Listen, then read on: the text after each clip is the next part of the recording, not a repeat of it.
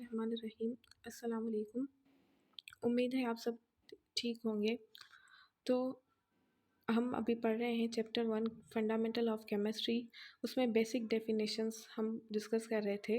उसमें आज का जो हमारा टॉपिक है वो है वैलेंसी। तो आइए चलते हैं कि देखते हैं कि वैलेंसी क्या है। वैलेंसी की डेफिनेशन क्या है?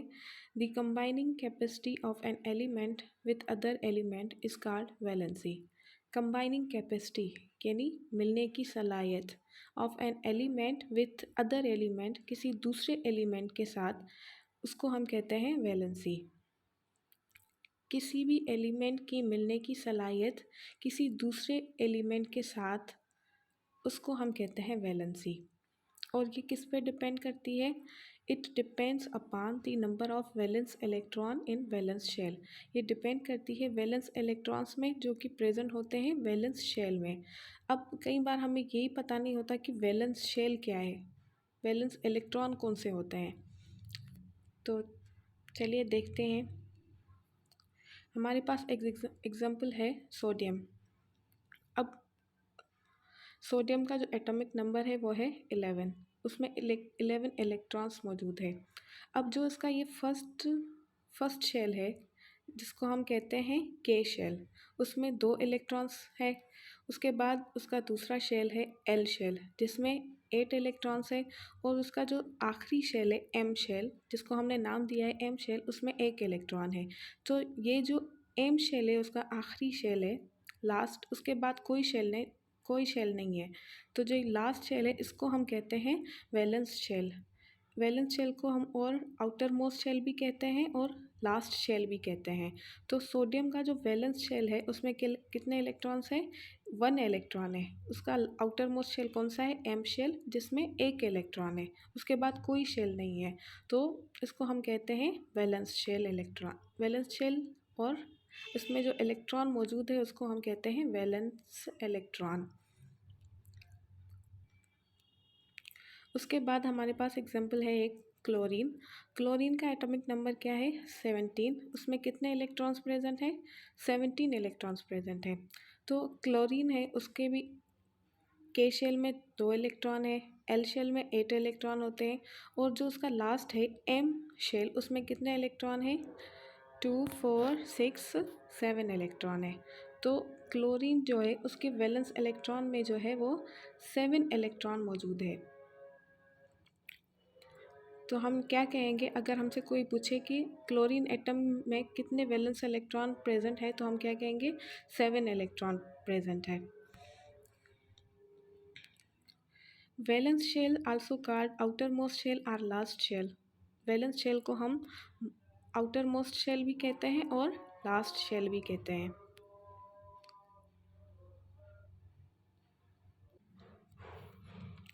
अब एलिमेंट्स जो है वो अपने आप को स्टेबल करना चाहते हैं।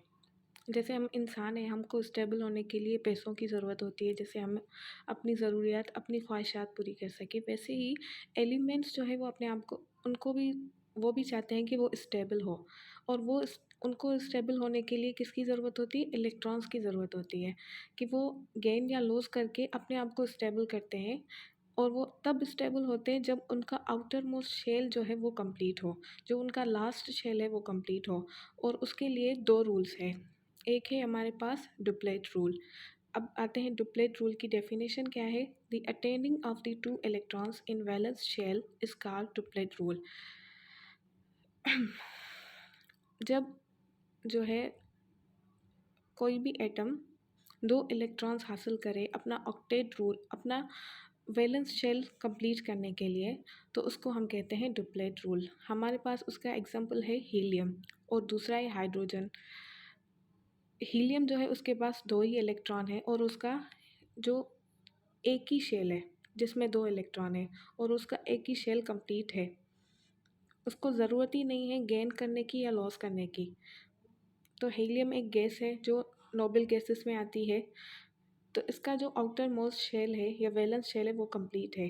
इसने 2 इलेक्ट्रॉन हासिल किए। इसके पास है ही 2 इलेक्ट्रॉन, तो ना तो ये गेन करेगा ना ही ये लॉस करेगा। उसके बाद जो रूल है वो है ऑक्टेट रूल। ऑक्टेट की मीन्स है, octet means 8। The attaining of 8 electrons in valence shell is called octet rule.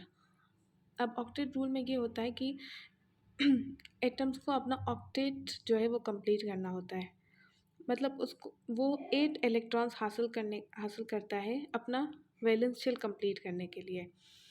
Elements trying to get configuration of noble gases, ये एलिमेंट्स क्यों करते हैं, क्योंकि वो चाहते हैं कि उनकी जो इलेक्ट्रॉनिक कन्फिग्रेशन है वो नोबल गैसेस की जैसी हो जाए और वो स्टेबल हो जाए। नोबल गैसेस कौन सी है हमारे पास? Helium, नियान, organ, krypton, xenon. अब क्या होता है कि इनका जो है वो आउटर मोस्ट शेल कंप्लीट होता है। जैसे हीलियम का हमने देखा कि उसमें उसका एक ही शेल है और वो ही कंप्लीट है, उसमें 2 इलेक्ट्रॉन है, तो ना तो वो अब लॉस करेगा ना ही गेन करेगा, वो स्टेबल है। तो हमारे पास ये एग्जांपल है नियॉन की। अब नियॉन का जो है वो ऑक्टेट कंप्लीट है, उसका जो आउटर मोस्ट शेल है, वैलेंस शेल है, उसमें 8 इलेक्ट्रॉन्स है और ये एक नोबल गैस है, स्टेबल है। तो हर एलिमेंट चाहता है कि वो स्टेबल हो और उसका ऑक्टेट या डुप्लेट कंप्लीट हो।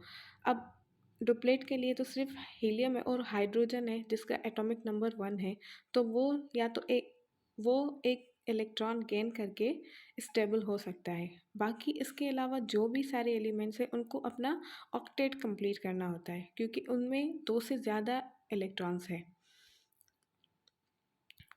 फॉर एग्ज़ाम्पल हमारे पास एग्जाम्पल्स है सोडियम, मैग्नीशियम, एल्यूमिनियम।